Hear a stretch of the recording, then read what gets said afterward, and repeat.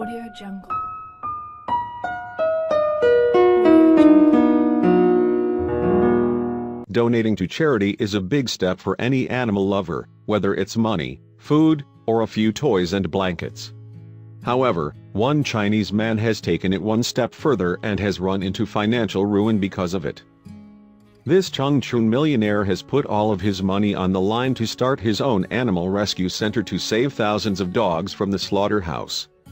This selfless act goes to show just how much one man can care for the stray dogs that wander China's streets on a daily basis. At only 29 years old, Wang Yan was worth several million yuan, but instead of creating a luxurious lifestyle for himself, he's chosen to use all of that money to provide shelter for those dogs in need.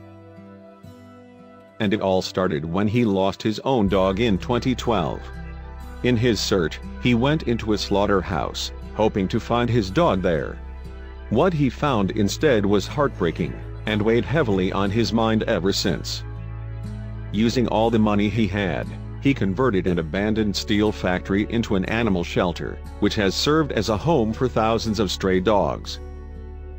What makes this story even more heart-wrenching is that Wang is struggling on his own to provide all of the necessities that each dog needs on a daily basis.